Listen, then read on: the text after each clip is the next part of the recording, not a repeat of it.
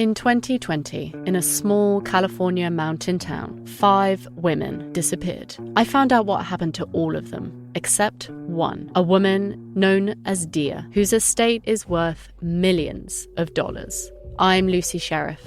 Over the past 4 years, I've spoken with Dia's family and friends, and I've discovered that everyone has a different version of events. Hear the story on Where's Dia? Listen on the iHeartRadio app, Apple Podcasts, or wherever you listen to podcasts. Welcome to In Case You Missed It with Christina Williams, the podcast that's your go-to source for women's hoops. From buzzer beaters to breaking news, I bring you the highlights, analysis, and expert insights you need to stay ahead of the game. The people have spoken, and it's time to give the stories that matter most the spotlight. Listen to In Case You Missed It on the iHeartRadio app, Apple Podcasts, or wherever you get your podcasts. And remember, in case you missed it, don't worry. I've got you covered. On this Saturday, August 3rd, the home team, France, has cut into Team USA's lead. The United States has now won 43 Olympic medals, 9 of them gold. France has 36 total medals, followed by China with 31. Welcome to Amy and TJ. This is who you have to look forward to just this weekend at the Olympics. Simone, LeBron, Ledecky, Marchand, Sha'Carri, Nedorazic, Noah, the biggest stars of the Paris Games are all in action this weekend. This weekend, and specifically today, also in this edition of Tea from Paris, a couple of heartbreaking, hard-to-watch moments for American men. First, a demoralizing loss for the U.S. men's soccer team. And then later in the day, we watched as U.S. swimming star cried and cried and cried. Also in this episode, the ongoing gender controversy has now led to an official protest by one country and an official complaint by another. Plus, Pharrell and the French president in the VIP, rooting for the new king of Olympic swimming. The oldest man and the youngest man will meet in the tennis final, and a U.S. runner pulls off a rare feat in a long-distance race. And win gold and get a diamond. A proposal in Paris, but was it the right time? And finally, an expert in the field of microbiology gives us a definitive answer on one of the most talked about topics at the Olympics. Yeah, and with that, we were watching, and folks, as we get into this episode, Robach and I often record while we have the TV on live, watching the early morning events, and we just saw something that drives home how heartbreaking the Olympics can be. We're watching the 100-meter heats, the men's 100-meter, the most prestigious title in track, fastest man in the world. First heat for a guy from Great Britain, and his Olympics is over before the race even started. He jumped the proverbial gun, and it was so hard to watch. And he tried to convince the officiants there on the track that to give him a second chance or whatever he was explaining for quite some time, and it was frustrating the other runners. But eventually, he did not run in protest. He had to just walk off the field, and his hopes crushed. That's what we're talking about. 4 years. You've been working for 4 years, and he gets to his first race, the first heat, and it's over. He's been disqualified, and it's over. That is a heartbreaking thing, and only can happen something like that in the Olympics. I just kept saying, couldn't they just let everyone have a second chance? I know, I get it, but it's so hard to watch. And folks, it's something to keep an eye on as you're watching some of the sprints. You get one chance. If you jump the gun, then you are disqualified. They also have something, their starting blocks have essentially little computers in them that can monitor how quickly you react to the gun. They say a human being can't react quicker than, I think, a tenth of a second. And if you do it faster than that, it's considered actually you jumped the gun. Even though you didn't take off until after the gun went off, you still can take off too fast to where they say you still anticipated the gun and didn't take off when you heard the gun. That's what happened to this kid. A computer essentially said, hey, you were too fast off the blocks. What a mind game, too. There's so much going through your head as an athlete. I can only imagine when you're at the height of your career with the chance of medal. And I can see it happening. I can see it happening. You're not trying to cheat. It's just you're anticipating it in your nerves, and you've got a lot of adrenaline rushing. I feel for the guy. Jeremiah Azu of Great Britain is out. He tried. It was kind of dramatic there for a little while as he kept trying to make his case, but that's over. We also watched Noah Lyles, this morning. You'll see him, of course, the U.S. star. He was a little in his heat. He actually made the commentator, the analyst, made her a little nervous. She's like, hey, I would appreciate if he, stepped on the gas a little more than he did, because he ended up second in a close, almost third in his heat. And he didn't look great. And he had a very honest moment in his interview afterwards.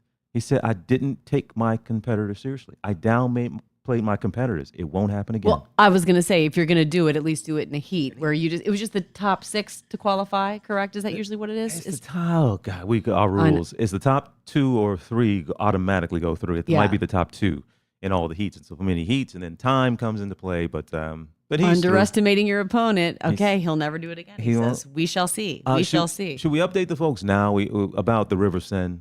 You want to do the update now? Or save it to the end? Let's save it for the end. Okay, we'll wait. Let's save it for the end. For that, you all know they're talking about the River Seine. The water has been dirty and they cleaned, and some guy said, I'm not going to wash my hands to try to introduce E. coli into my system, blah, blah, blah. Can you actually do that? We have a definitive answer. We'll get to that. All right. Well, there was a definitive decision on what's going on with the men's soccer team, the U.S. soccer team. It is not good. They are out. Their medal hopes were crushed. And it was brutal. Morocco besting the U.S. in a 4-0 resounding defeat. We planned the entire day around this game. We were excited. We were racing to be set up and watch, only to witness a very slow and painful demise for the American men. It was, I think it was just 1-0 at halftime. And then the wheels really, really came off for this team. If you watched it from the jump, you always had the feeling that, okay, this is a matter of time before Morocco scores. Yeah. They were constantly on the attack. They had good energy. They were out there laughing and smiling and having a good time. They were, it would look like they were having a party. And were. Our players were not. And one of our star players, Kevin Paredes, gave this very simple statement after this game describing what happened. He said, and I quote here, "They kept scoring, we didn't." I don't know what other words I could say. And that really summed it up in the simplest way possible. And even though they're out for this Olympics, there is some hopeful news. A lot of sports analysts who know more things than I do really are looking forward to what's to come with this team, because all but 3 players on that team are under the age of 23. They have a lot of time ahead of them to grow and to improve. And remember, this very young team that did not perform well against Morocco pushed the American men into the quarterfinals for the first time since 2000. So there's something there. We're seeing a spark of something.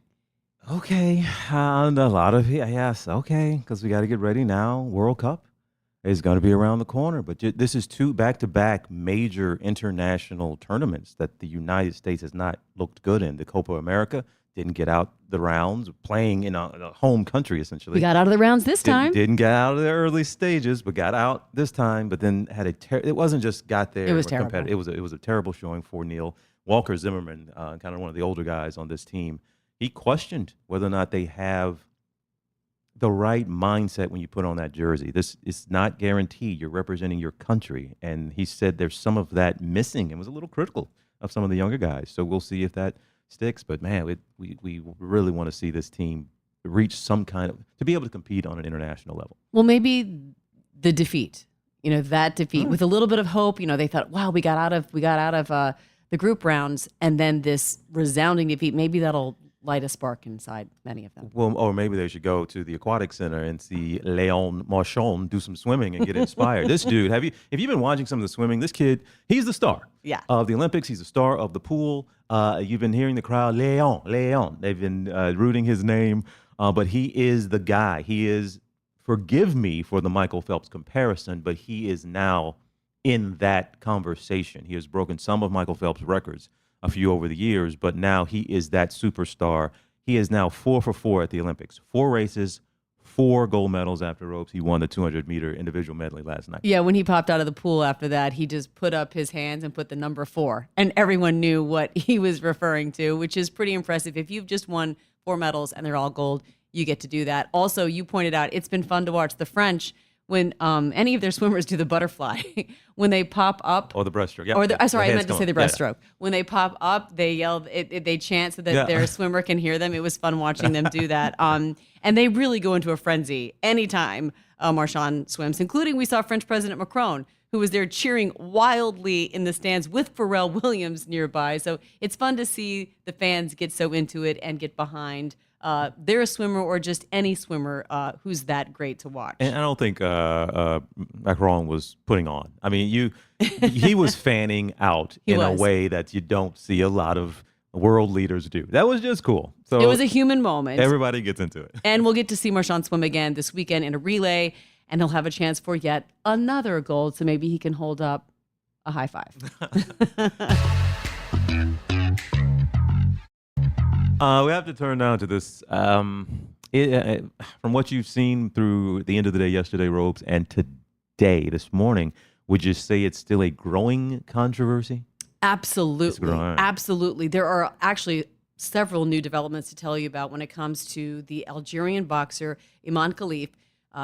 We talked about it yesterday, and I'm sure if you've even looked online in any way, you'll know she's the boxer who made those headlines after her opponent, Italy's Angela Carini, quit just 46 seconds into their match, complaining that the hits were just too hard. And then Khalif's eligibility to compete was questioned once again by critics.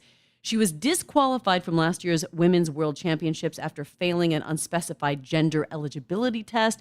That test itself has been in question. It claims she had elevated levels of testosterone, but the IOC, the International Olympic Committee, has maintained that Khalif, and she's now a two-time female Olympian, meets all the requirements to compete. So here's what's been happening. Khalif's father is now speaking out in defense of his daughter. He even showed reporters her birth documents and younger photos of the boxer, stating she was born female, that she is female, and he said the attacks against his daughter are immoral. He urged her to go all the way and win gold for her country. But as she fights for that medal, her next match, which happens to be today, is getting nasty outside the ring. This young lady, what do you? I'm disgusted by that idea that someone has to pull out a birth certificate. I know. Okay, so I mean, look, I know things have happened in international competitions before, and people have fabricated documents before, and all that stuff. But the idea of you're telling somebody essentially you need to drop trouser and prove to me what you are, that's it's disgusting. Tough. It's tough, and she's fighting. And look, countries are getting involved. She is fighting Hungary's Anna Luka-Hamori, but the Hungarian Boxing Association now putting out an official protest to the IOC to reconsider allowing Khalif to compete. That is not going to happen. The IOC is standing by its decision, and Hamori still plans to fight her. But here's where it gets really, really gross and disgusting. She reposted a disturbing image that depicted Khalif as some sort of muscled, horned animal in the ring, a beast, is what a lot of people are calling it. And she also was reposting stories that continue to wrongly claim Khalif is not a woman. Now, Hamori has since shut down a lot of that social media presence after those posts were discovered, but it's still out there. And so because of those posts, the Algerian Olympic Committee has now submitted an official complaint to the IOC saying that she has violated the ethics of the sport, referring back to those social media posts. Okay, that's what you mean by ugly. Yeah. That's awful. It was encouraging, at least, the young lady she beat that quit in 46 seconds. She did come out and essentially apologize. She did. She apologized, so she didn't shake her hand afterwards. She said actually she got caught up in the moment at that time, and that was the wrong thing to do, and she was sorry. She said she respects the IOC's decision. They say she can fight. I respect it. And it wasn't a snub necessarily. It was just that she was angry that her Olympic dream had, quote, gone up in smoke, and that's why she didn't shake hands at the time. Maybe that will help with some of this conversation. I don't, what are you supposed to do? Yeah. When can it go away if you're a woman and somebody's telling you are not what you are? Yeah. And no, it's really frustrating. understand. There's so much misinformation out there that she's transgender, that she's intersex, all these, none of that appears to be true at all. So it's hard to undo a rumor like that. You know, perception becomes reality, unfortunately, in so many of these false stories that come out about anyone. It's really hard to get that back. So it's frustrating. But no doubt it will be a spectacle to see what happens inside the ring with all that's been happening outside of the ring. Yeah. That fight is scheduled for later today. I believe it's 11:22 Eastern time. I hope that's not ugly. I just hope it isn't It's either. not. God. I mean, it's just it's like a powder keg situation. I don't know. We'll have to wait and see. This was tough to watch, and U.S. swimmer Caleb Dressel.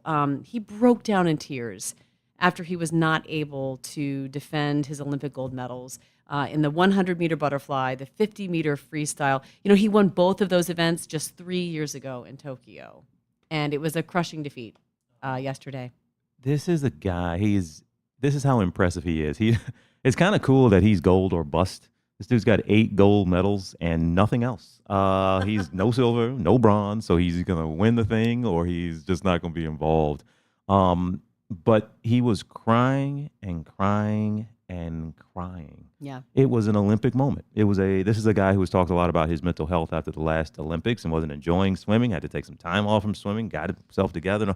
But it looked like everything in one moment. Yeah. We happened to all be there for it, and it felt inappropriate at a time to even be there watching it. A lot of people were commenting that they did not appreciate the decision to keep the camera on him because it just kept going. And people said it actually became too heartbreaking and too devastating to watch. Although I did see, there was one mother who said she was the mother of 3 young sons.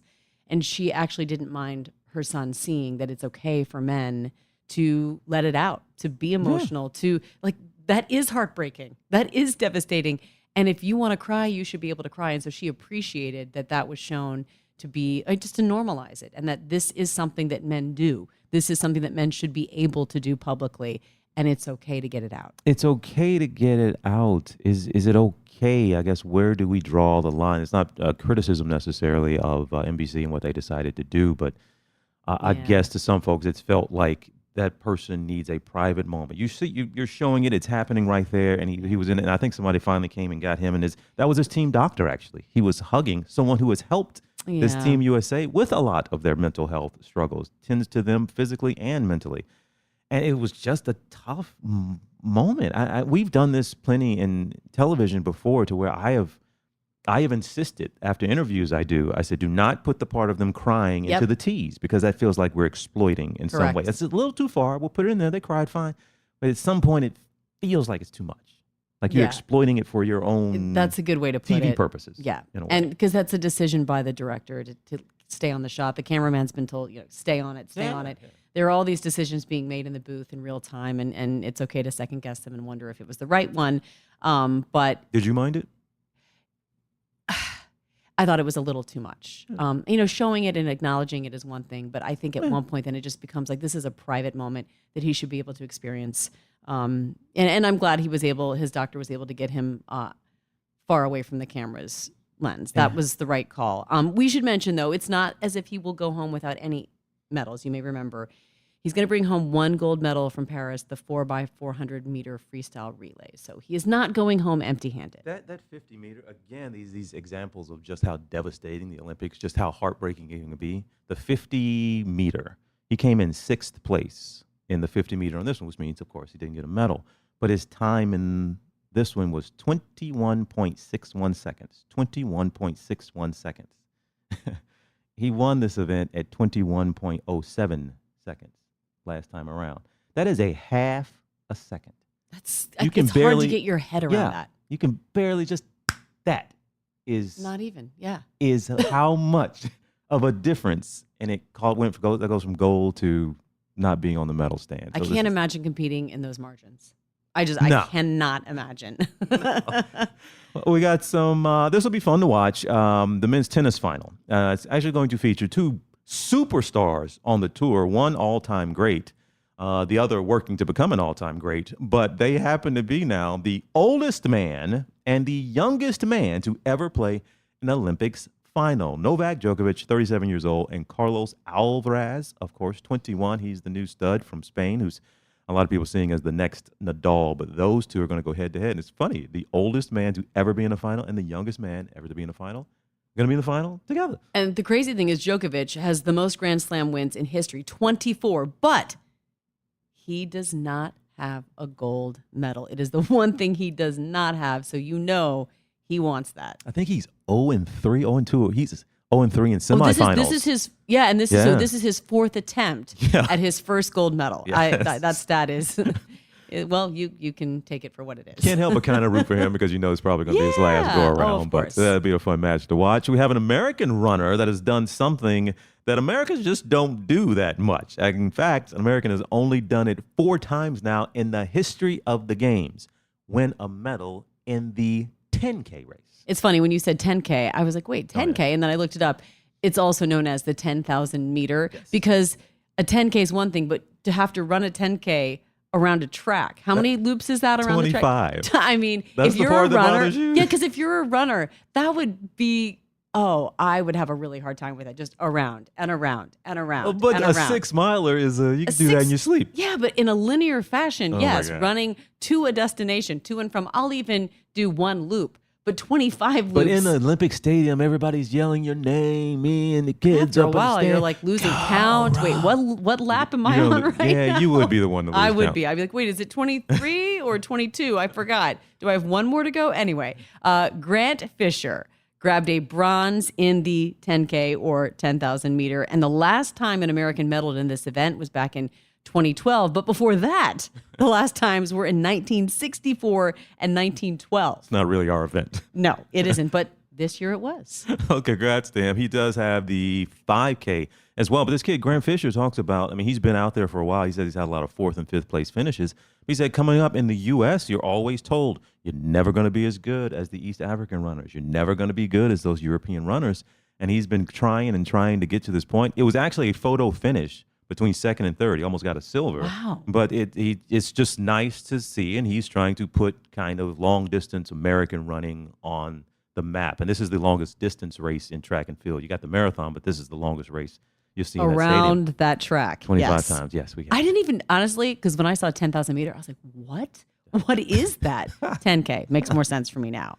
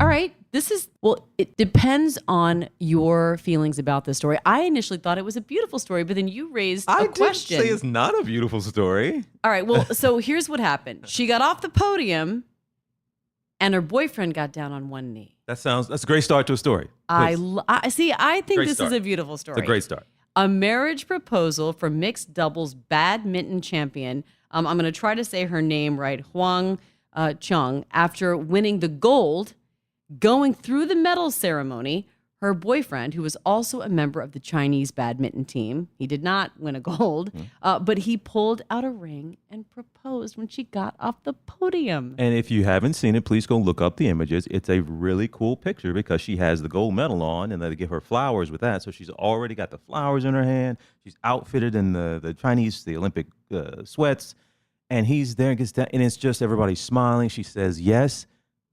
That's an Olympic moment. That's awesome. What are you talking about? Wait, you're the one who asked if whether or not that took away from her gold medal. And I would just say, I can only speak for myself. I think it would just be like the cherry on top. Really? Yes. Okay. It wouldn't steal away from my moment of winning gold. It would cement that moment as the greatest moment of my life because two of the most beautiful things that could happen happened. Why can you not separate those moments and have two of the greatest moments in your life, right? So what my question there is it good? Would you want somebody to propose to you on your birthday? Do you want somebody to propose to you on Christmas? Do you want big days to be kind of conflated like that? And not that it takes away from, surely it adds to, but you guys just got a gold medal. The marriage, hopefully it lasts. From my experience, sometimes they don't. But well, I was just going to say, here's the deal. Looking back, reflecting on, if they stay married and have a beautiful life together, then that's the most amazing story. But now if it doesn't work out, then you're always like, man, every time you think about your gold medal, you think about your failed relationship. I'm going to use your words against you now. You cannot be invested in the result. Who says just because the marriage doesn't work out that this moment wasn't still a beautiful one? I will just say it would not bother me. Yes. In fact, I would think it was a beautiful moment. Now, the funny thing is, you mentioned what if she had, you had said if she hadn't won the gold, would he still have proposed, right? But it's funny because her partner in this mixed doubles race, who won gold as well, said, wow, 3 years ago, he did the same thing, but he had lost. So he said, this is sweeter that they had won and the proposal all happened at once. I think it's an all-around win-win. Okay, but my other question there, what if she had gotten a silver, a bronze? What if she didn't get a medal at all? Would he have still proposed? I don't know if he would have proposed publicly. I don't know. Maybe not. I think maybe he had it in his pocket just in case, and it all worked out. Is it inappropriate after she loses to propose? I would not want even that night. No. Later that day, that weekend. We need nothing. some separation from the loss. Okay. I don't think that would. Yeah, that would not have felt so euphoric. That would have been like, really? Could you have picked a better time? Okay. Timing is everything. Isn't that what they say? Well, congratulations to them both for the medal and for the ring. Now, can we give the update about Seth Ryder now and the San River?